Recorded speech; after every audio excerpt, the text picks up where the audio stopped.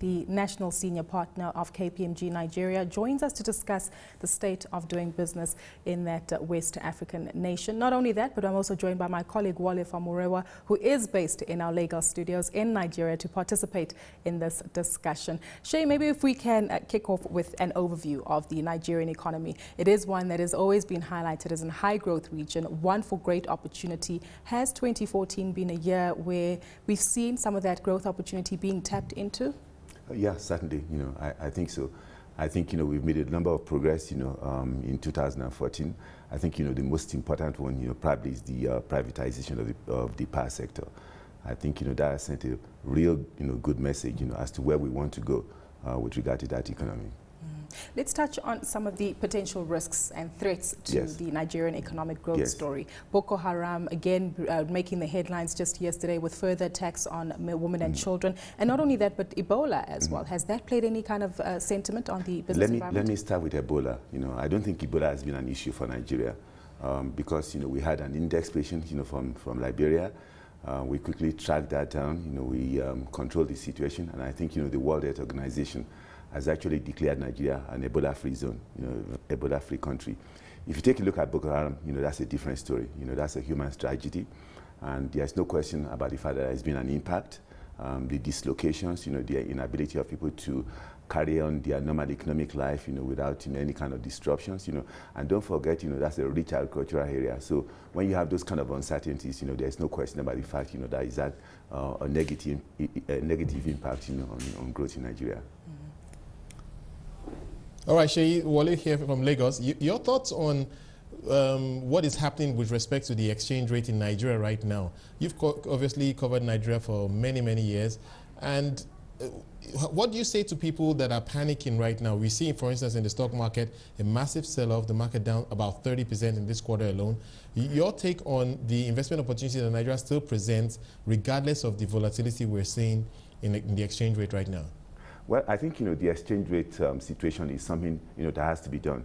In my own opinion, you honestly have to have a devaluation of the exchange rate in order for us, to move forward, simply because of what we've seen, with regard to oil prices, and because, oil revenue is about 75 to 80%, of our foreign exchange earnings, So you had to take that, Now, with regard to what you're seeing on the stock exchange, and, the bearish mood now, my own opinion basically is that it actually provides an opportunity, to get, good fundamental assets, at very cheap prices. If I was an investor, I would be taking a look at those kind of opportunities, and putting my money there, because if you have very good fundamental stocks, there's really honestly no need to panic.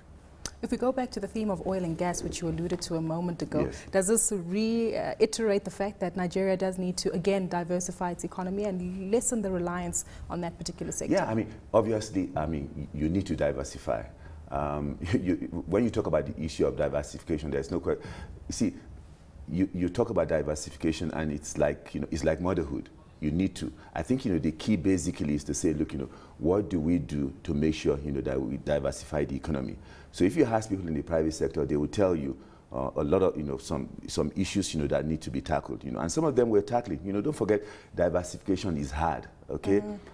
You have to put the policy in place, and it has to be pursued consistently for a long time. If you ask people in the private sector, for instance, they'll tell you, look, we need to do something about infrastructure. Power is the obvious, is the obvious example. We've moved along in that direction, like I said, by privatizing the power sector. So you need to do that, But if you take a look at infrastructure, that's not the most important thing.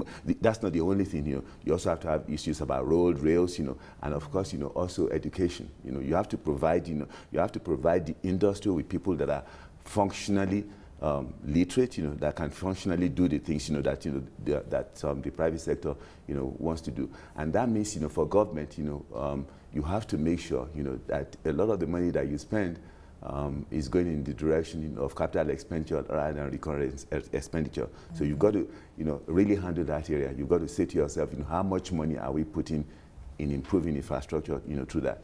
But then, that's one category. Another bucket basically is to say, look, what happens in the, in the regulatory environment. You can't say to people, look, listen, establish an industry, and then next day, you know, you begin to give import waivers that basically undermine, you know, what they're trying to do. You know, people, you know, if you talk to people in the private sector, they tell you, look, you know, what about access, you know, to land, to land titles? So it's not only a federal government issue, it's also a state, you know, and local government issues, you know, those kind of things, you know. And, you know, there are several examples, you know, that you can cite, you know.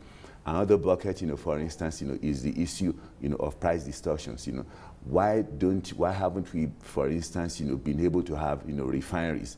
You know, we've given a lot of licenses, you know, licenses to people to have refineries, you know, and they haven't, you know, been able to do that. You know, why? Because, you know, we control the prices, you know. So you've got to make sure, you know, that those kind of, you know, price distortions, you know, are addressed. Like I said, it's not easy, but you've got to put the policies in place, you know, and you've got to, you know, pursue them consistently over a long time ago, and that's how you get diversification. You know, you can't get diversification of the economy by just talking about it, and it's a long process. Exactly. Right.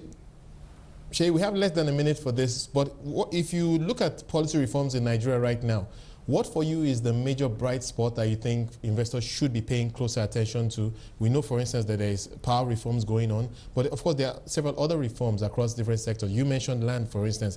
Many people hoping that they will see some reforms in that respect. So for you, what is the main bright spot that you think people looking positively at Nigeria should pay attention to?